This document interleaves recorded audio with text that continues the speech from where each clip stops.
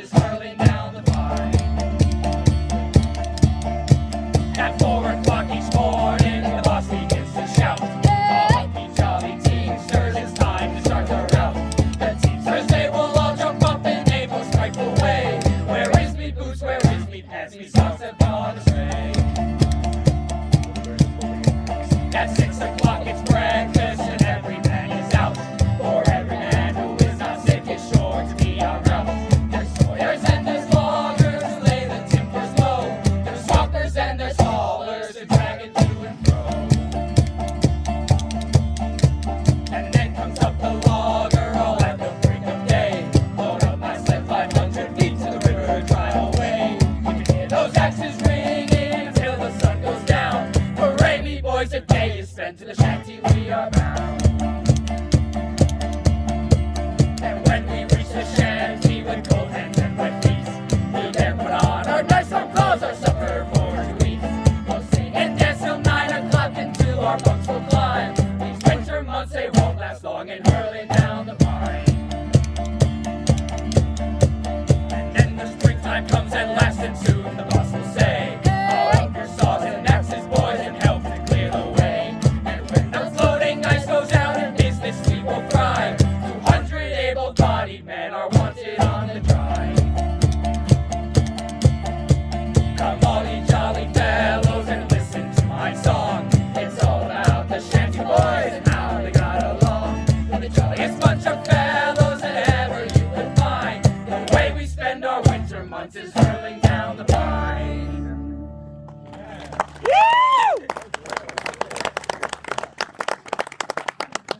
Hello, everybody.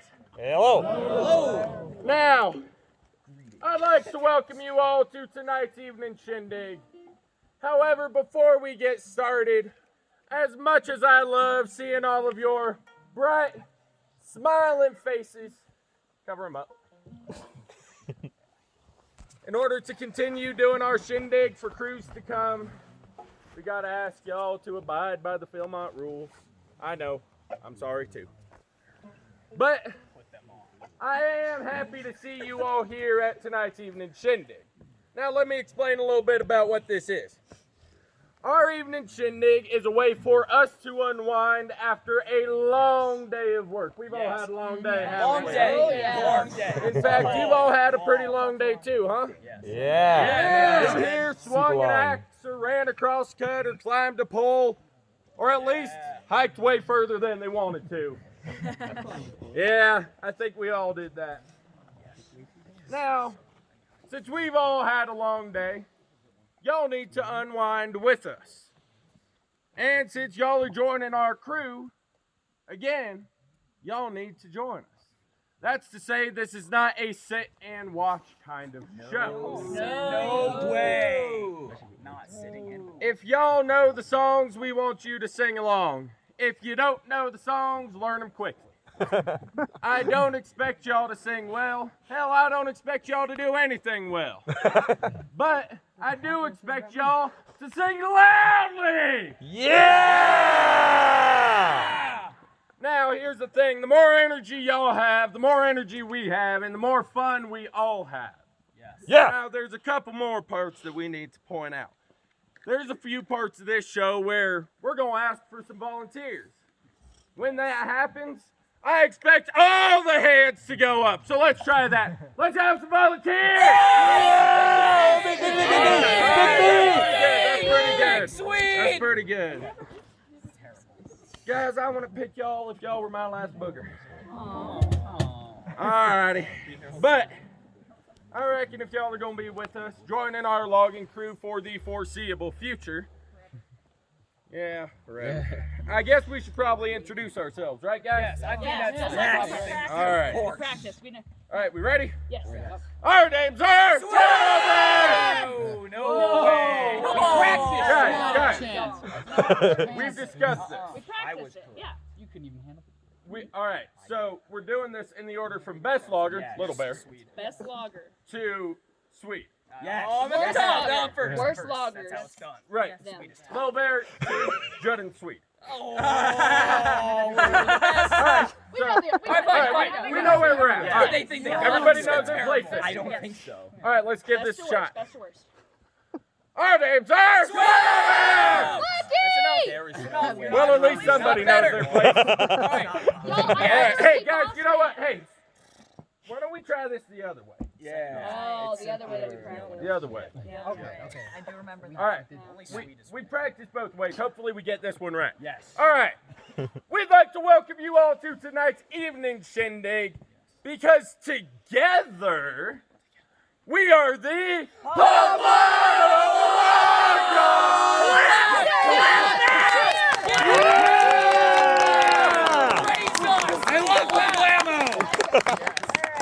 so the first thing that we're going to do at tonight's evening shindig is we're going to tell a story. Us vloggers, we have our heroes, we have the people that we look up to, the people that we admire, the people that we tell these stories about. And I don't know if any of y'all will have heard of this next person. He's a little bit obscure, but does the name Paul Bunyan ring a bell? Yeah. Does anybody here think that they know the story of Paul Bunyan? Yes. A couple of you. Yeah. See, I don't think anybody actually knows the real story of Paul Bunyan. I'm going to need a few creative young minds, a few storytellers to come up Those here. hands in the air. me. Do you want to see the volunteers? Raise your hand. Raise the hands. All right, yeah. Come on up. Both of you. Yeah. Yeah. Come up to the The front. storytellers. Storytellers! Let's go. And you're gonna face the audience. This is like 4 people from one Watch the room. lantern. Yeah. All right. All from the same crew? Yeah. Y'all can like spread Yeah, out. you guys just spread out. Spread out a little. Yeah, we don't fight. Spread Promote. out. It's all good. Sorry about that. Okay, so His crew's weird, man. alright, so the story of Paul Bunyan. Paul Bunyan, he was born a long time ago. I'm sure you remember the year that Paul Bunyan was born, don't you? Of course. Yeah, what year was it? It was like 1. Year 1! Yes, that's right. I remember that. Yeah, of course. So the year is 1. A little baby boy is born. His mother names him Paul. But not everything is normal about this birth. There's something that's a little bit different than usual. Something that's a little bit off. Why don't you tell us what that is? So, when he was born, the world stopped for him. Wow. Stop for him. In like what way? Everyone just froze and turned in his direction. Alright. So, at the moment of his birth, everybody just stopped where they were and turned towards him. Nice. Is there any reason that this happened? Or? Okay, he was him. Sure, yeah. Alright, so with such unusual birth circumstances, obviously Paul Bunyan can't grow up to have a normal life. This has to affect him in some way, right? How does this affect him as he grows up? You have the Second? Yeah. That affect him? If the world stopped for him, so he can control time like that. Yes. okay. He can control time like that. Nice. Excellent. What does he do with this power? Oh, so he does it to log really fast, you know? Oh, That's really fast. really fast, of course, yeah. So Paul Bunyan, he's a pretty good logger due to, his power of controlling time and all that. But it's not just Paul Bunyan that we hear these stories about, right? It's Paul Bunyan and his companion, Babe the Big Blue. What was Babe again? Wolf. Wolf. Babe the Big Blue Wolf. Of course. Exactly. Yeah. Paul and Babe, they didn't start out together. They had to meet at some point along the way. Why don't you want to tell us the story, how they met? So they actually met? Super funny.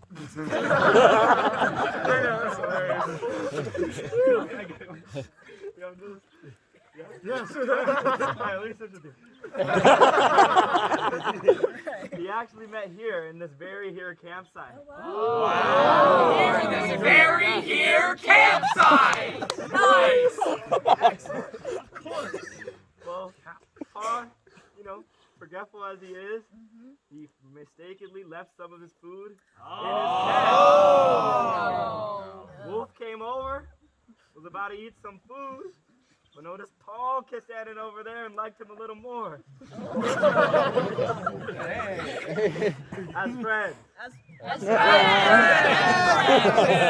Okay, so Paul leaves food in his campsite. Babe, the big blue wolf, comes over and they just hit it off. They're best friends immediately. Yeah, immediate conversation started. All right. So now there's this logging duo now. It's Paul and Babe, the big blue wolf. Paul is in the forest. He's cutting down trees. He's shipping the timber off back to the cities, and Babe is also there, helping, I guess. But they're not the famous logging duo that we know them as today. What do they do to get famous? What do they do to achieve this level of fame? They founded KFC. They founded KFC! That seems like a how did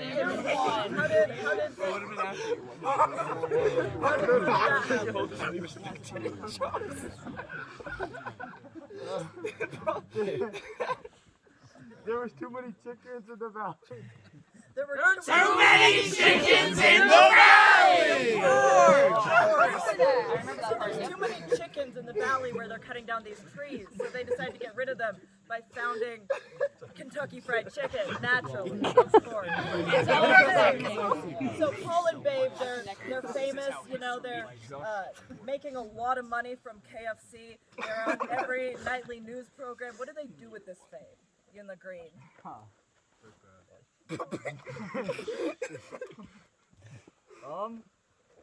They expand and they make even more businesses. Okay, like What? what? Which businesses? Oh.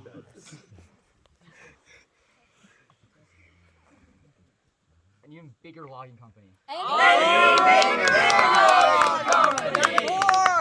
Story of Paul Bunyan.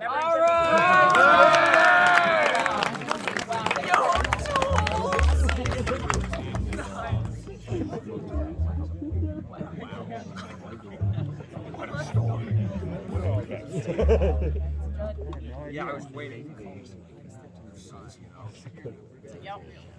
Wow, what a truly incredible story about a truly incredible logger. Now, you may not know this, but even loggers as great as the great Paul Bunyan or myself cannot do this job single-handedly. We do require assistance from time to time. Us loggers, we get help from these things that we call tools. You might have seen some of them if you spent any time on our cabin porch earlier today. There are so many tools for the logger to choose from, like the great and mighty PV, or the log tong, single bit axe, double bit axe. The list is truly endless. But there's one tool that reigns supreme. You might even call it the king of logging tools. It is our crosscut saw. This one has hand motions, and you're gonna learn them and do them with us, right? Yeah! Well, the war, it was over, Mr. Lincoln had won. I drew my Navy wages and returned to my home. Sullivan County, where my grandfather came. Soil rocky, and skies always rain. I remember Grandpa's stories of when he was a kid. Bison in the lowlands and elk on the ridge. Well, now they're all gone and a new hunt has begun to find the tired dotting that makes the sawmills hum. All I need is my crosscut saw, my double bit axe and 80 trees to fall. The spring is coming, I can smell it all around. My soul's being tempted by that high water sound. Upon the loyal sock, well, it's straight and it's tall. There's pine up there like you ain't never saw. Only brave loggers bear the winter's cold. The snow falls heavy on the Appalachian fold. Oh, up in the morning at 5 a.m.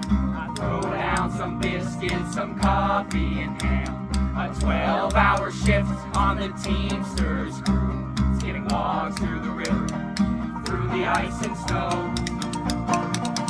All I need is my crosscut saw, my double bit axe and 80 trees to fall. The spring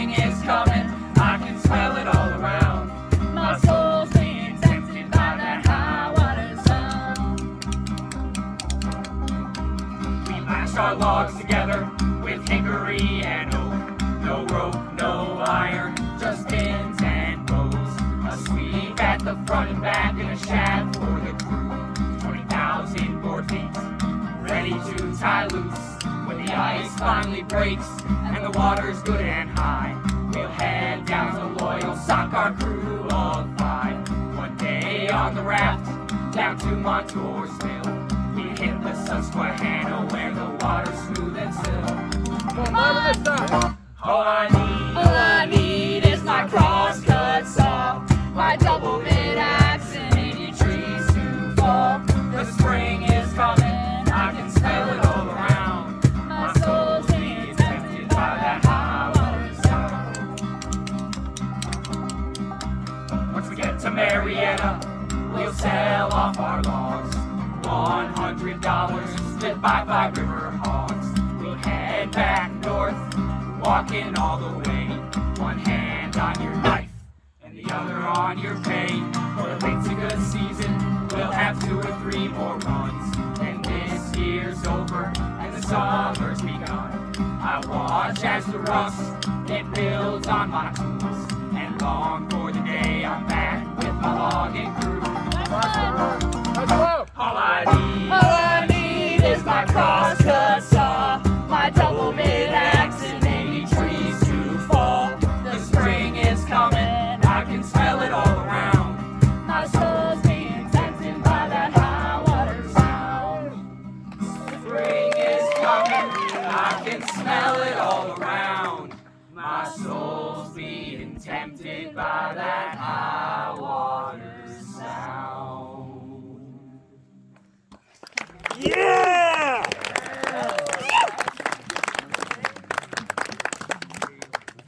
Alright, so we have advertised to y'all singing, which we've done. And we have advertised to y'all stories, which we've also done. Oh, yeah. But we also promised y'all dancing. So, for this next part, I'm going to need a few very brave, very creative volunteers to show off their best dance moves. Can we get someone from the other crew too? Chippy Sal? Anyone else over here? Can it be Russell? Alright, Elliot. The highest 44. That's Elliot. 43 is not bigger than... He's 44. Do you, He is do you higher. have a champion for you instead?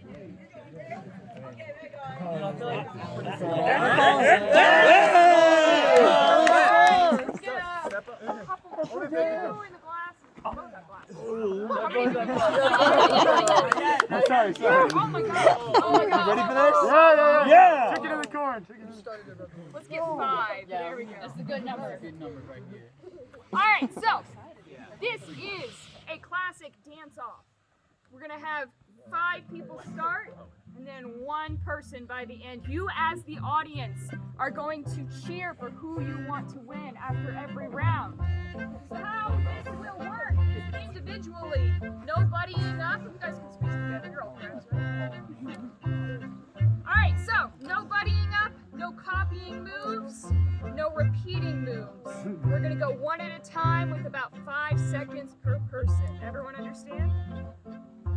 That sounds Yes. like a yes. Yeah, All yeah, right, yeah. We're gonna start with red shirt over here. 5 seconds, best move. Let's go. That was a move. Okay. Okay. All right. Ooh.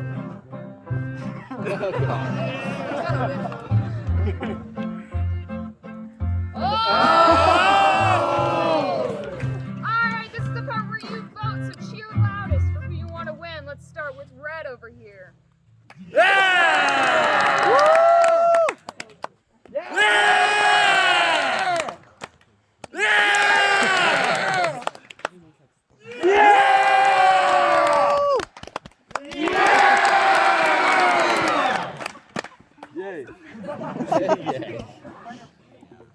I think it might have been you, Red. Let's go. Good job. Yeah, thank you. Alright. Alright. You may leave. Alright, let's go. No.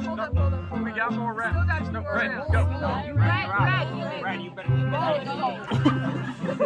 right, let's go.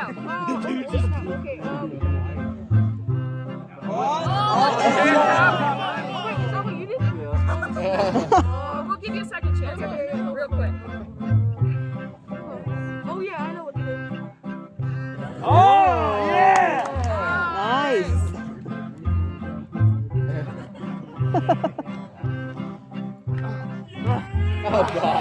Okay. Yourself. Alrighty. Round two. Let's cheer real loud this time. Yeah, purple! Yeah, red hat! Yeah!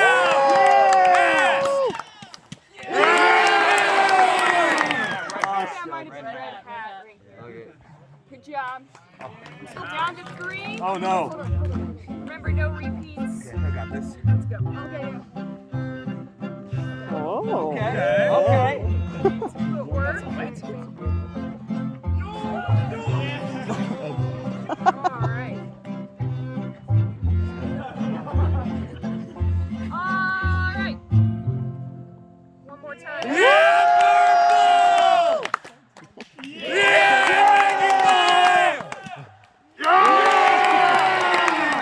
I think that was you, Purple. Good job. Last round. Excuse me, man. Make it count. You got this? No. Let's go. Got this.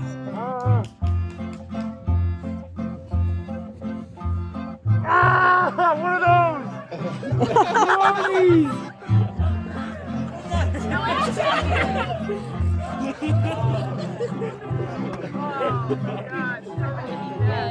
Alright, last round. Cheer loud, make it count.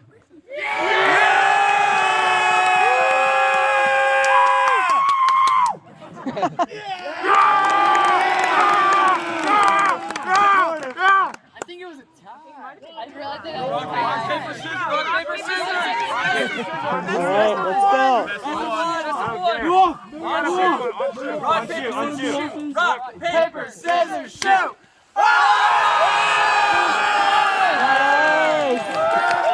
Yeah, Cor, you're a loser! Good job, Elliot's champion. Thank you. Alright, unfortunately, Yeah, how does it feel to be a loser, Cor? we have a bunch of hearts, so. Yeah. All right, give a round of applause for our dancers. Excellent. All right, as you can see here, we like to have fun. But we would have a lot more fun if we had our entire crew. Usually, there would be about 100 of us here. And that's why we have all of you new recruits.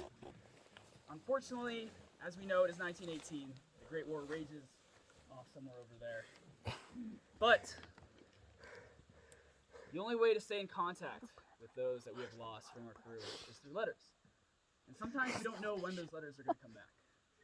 And this song was written by a logger who used to work here years ago, for those who didn't write back.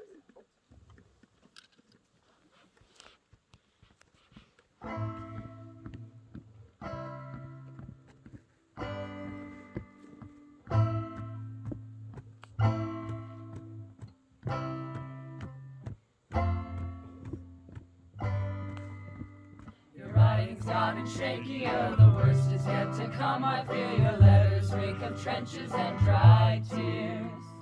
Strange how the monsters and the shadows all grew up with us, and still we don't know how to hold them dear.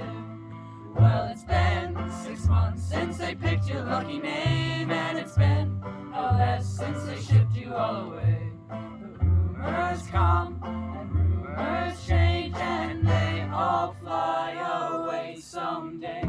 So say a prayer for the ones that got away. May their souls never tether to the devil and his games. And here's to those that we met some sunny day we would have loved. Some songs cannot be sung.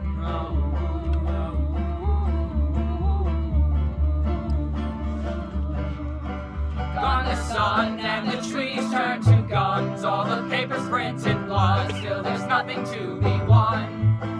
While the pacifists and capitalists, defectors and cold cowardice march on to their own battalion drums. All the kids are are playing with hickory guns, and they march for some dumb freedom to be won. 'Cause enemies come and enemies change, and we all wish we knew these days. So say a prayer for the ones that got away. May their souls never tether to the devil and his games. And here's to those that we met some sunny day. We would have love. Some songs cannot be sung.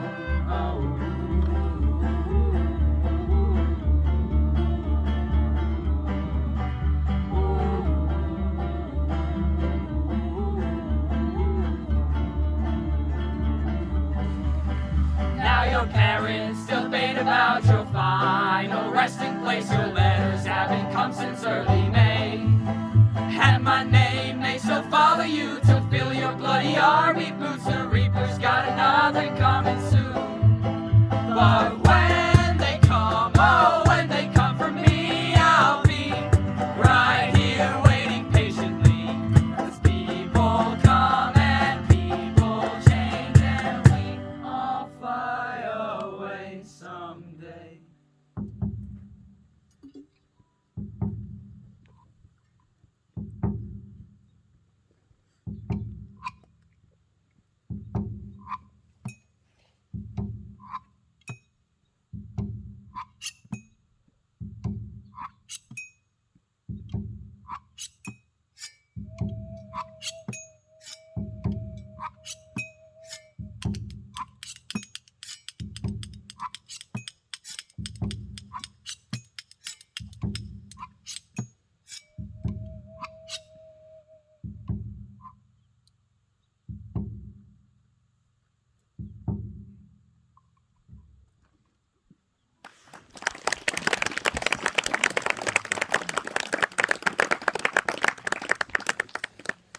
So as all of you fresh recruits may have experienced a little bit of today, logging was no easy job. It was always difficult, no matter what job you're performing. If you were a choke setter or a high climber, or even just felling the trees, each one of these jobs not only was difficult, it's also very dangerous. There are many risks that came with the job. If you're a high climber, you might have an axe going up with you, or a stick of dynamite to blow off the tops of those trees. Even just walking through the woods with a double bit axe, you could trip and fall on the way to the job site and injure yourself gravely. Stepping back a little bit, in all of yours times, logging is the most dangerous profession, occupation that there is. 100 per 100,000 loggers do not make it back from their job sites every year.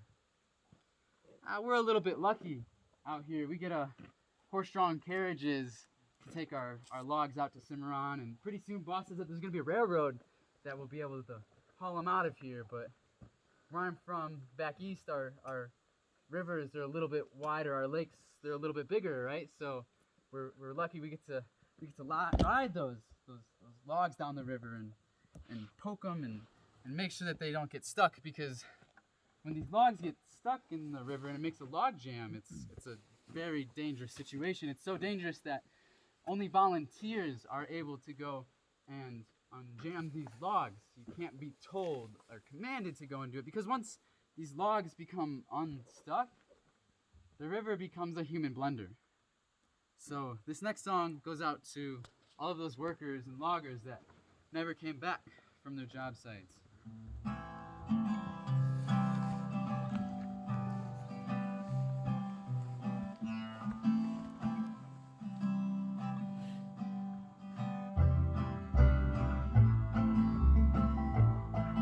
In the melting snows of Ontario, where the winds will make you shiver, 'twas the month of May up in Georgian Bay, near the mouth of the Musquash River, where the bears prowl and the coyotes howl, and you can hear the osprey scream. Back in '99, we were cutting pine and sending it down the stream. Young Sandy Gray came to go home Bay, all the way from PEI, where the weather's rough and it makes you tough.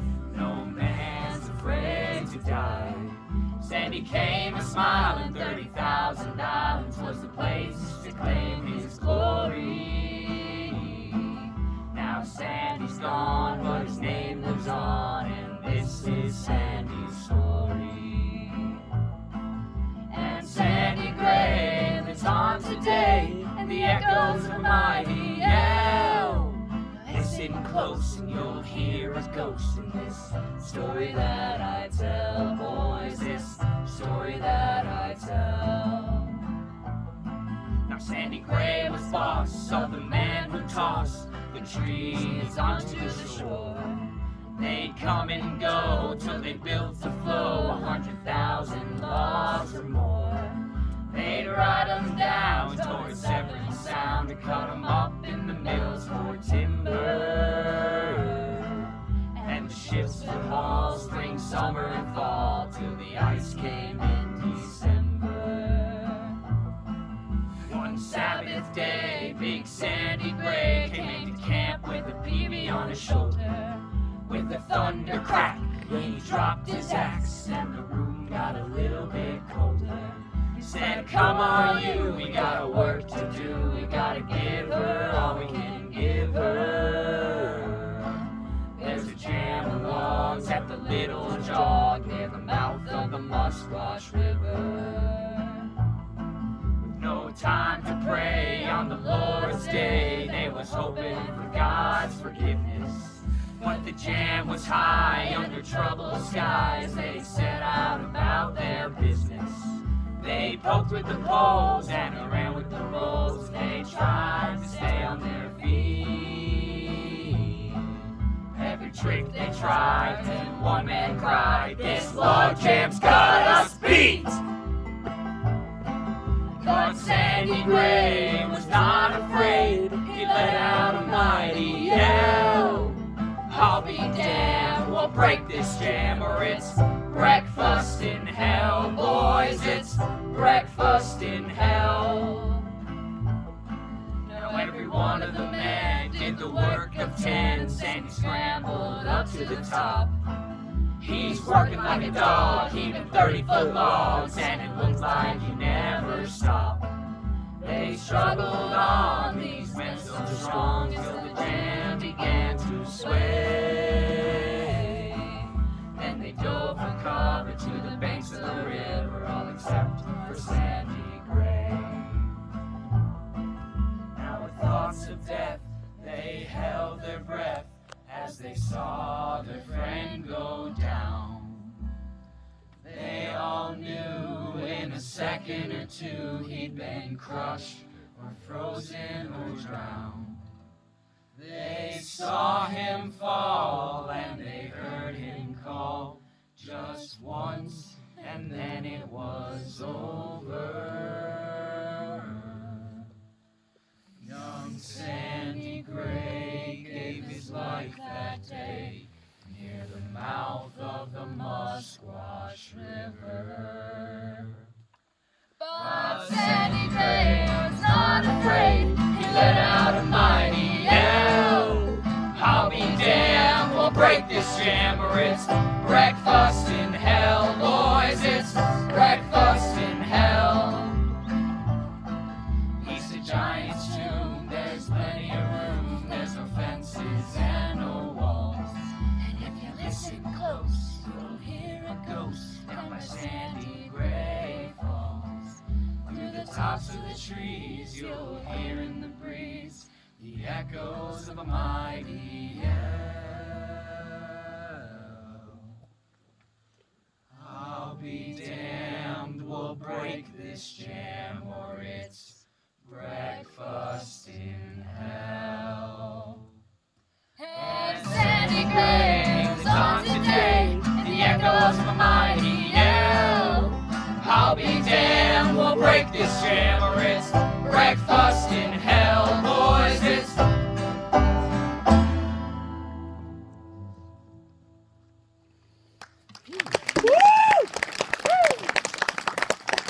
Yeah. Alrighty, folks, so as we are winding down this evening shindig, hopefully you've been listening to some of the songs that we've been doing. You've learned a bit about logging, that it's a very difficult, very dangerous job, and it takes a lot of people that come from all over to work these logging jobs. And in much the same way, you too are all here from, well, probably all over. And if you've learned a little bit about us, I want to learn a little bit about you too. So I'm going to go around and point to your crew, and when I do, I want you to shout out what state you're from, so that way I can go and know a little bit about you. So over here, where are y'all from? Virginia. All right, what about y'all? California.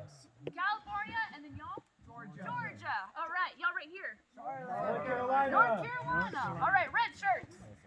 California. Oh, you're a big group. Okay. Very, very back. California. Lots of California. Okay. Y'all right there. Wisconsin. And then the very back over here. Illinois. And then y'all are still from California right here. Y'all are California? North Carolina. Okay. Y'all are from? North Carolina. Okay. And then what about y'all? Pennsylvania. Are you from Pennsylvania too? Yep. All right, and you're from different places, so just shout it out on 3. 1, 2, 3. Texas! Kansas, Fork. Okay, that's my favorite state.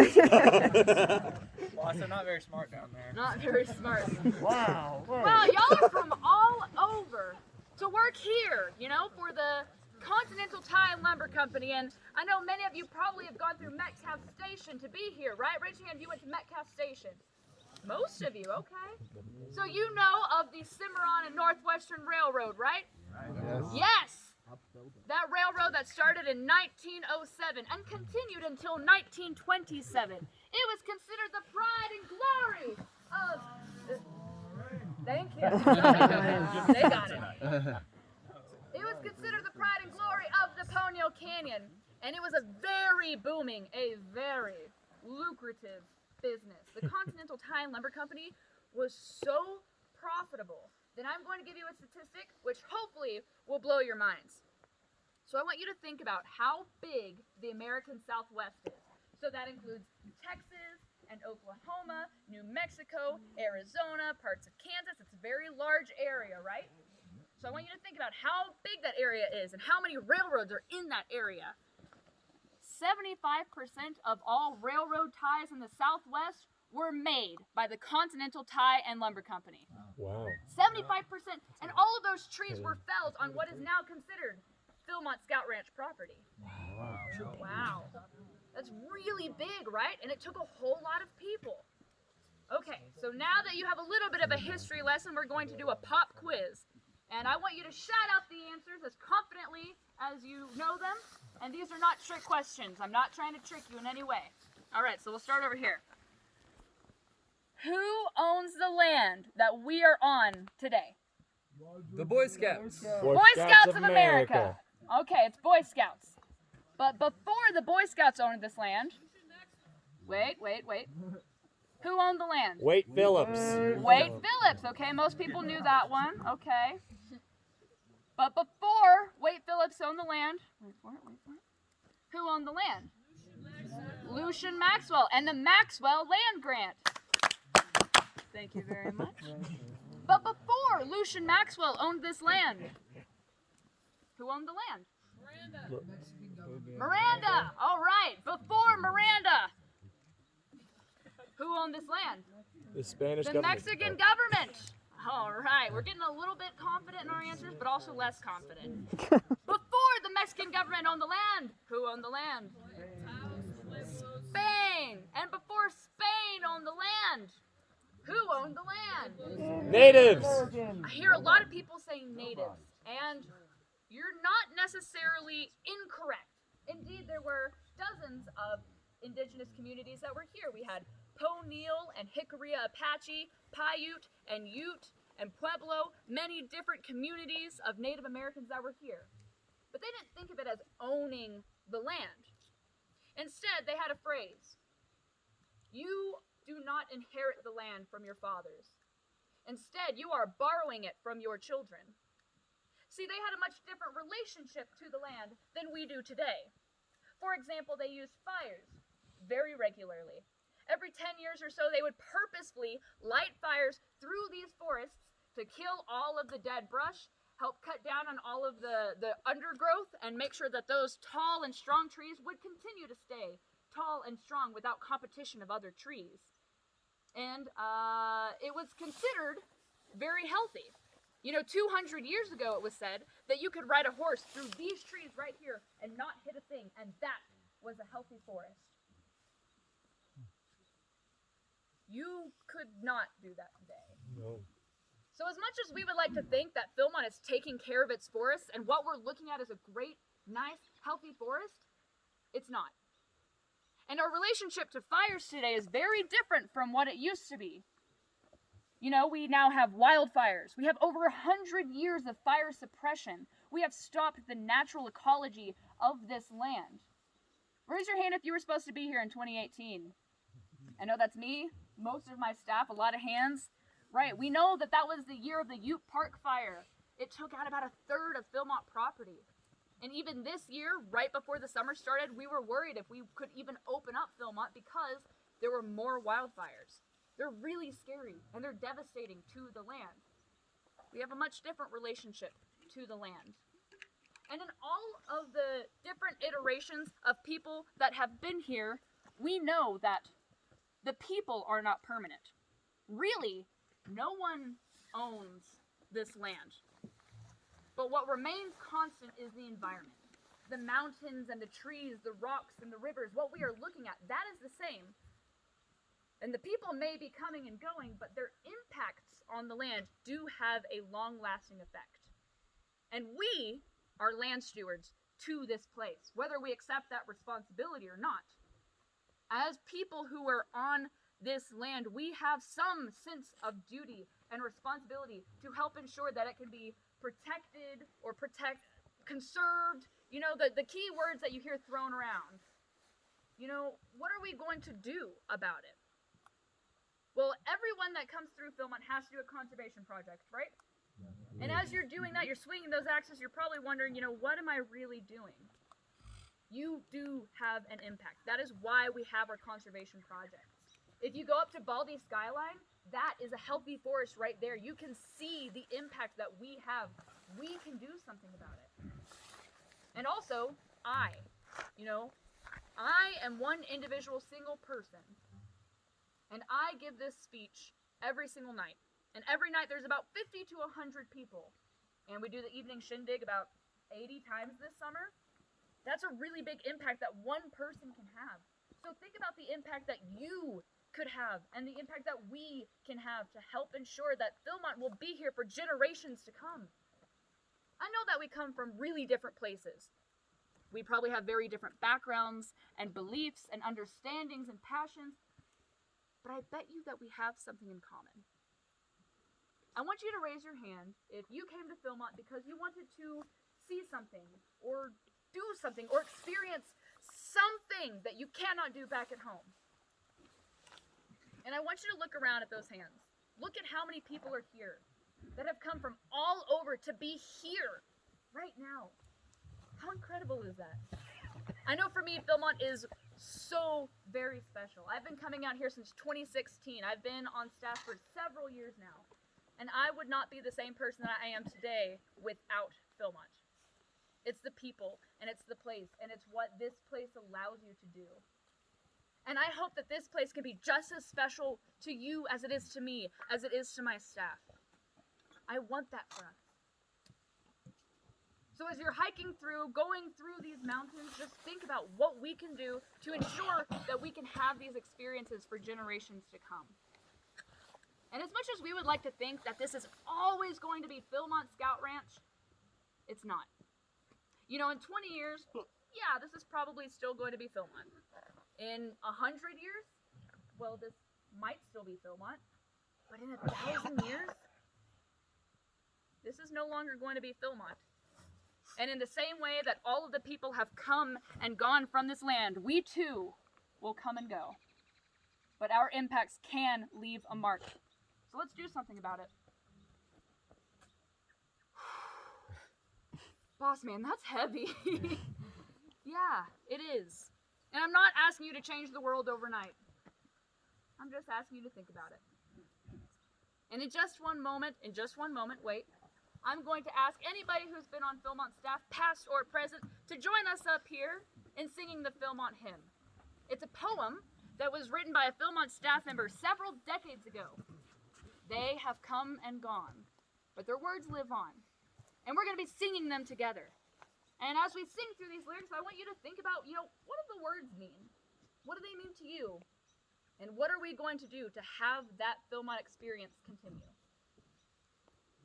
All right. So I want those Philmont staff members, past and present, to get on up here. We're going to sing the Philmont hymn. And everybody else, I want you to stand up, and I want you to sing it with us.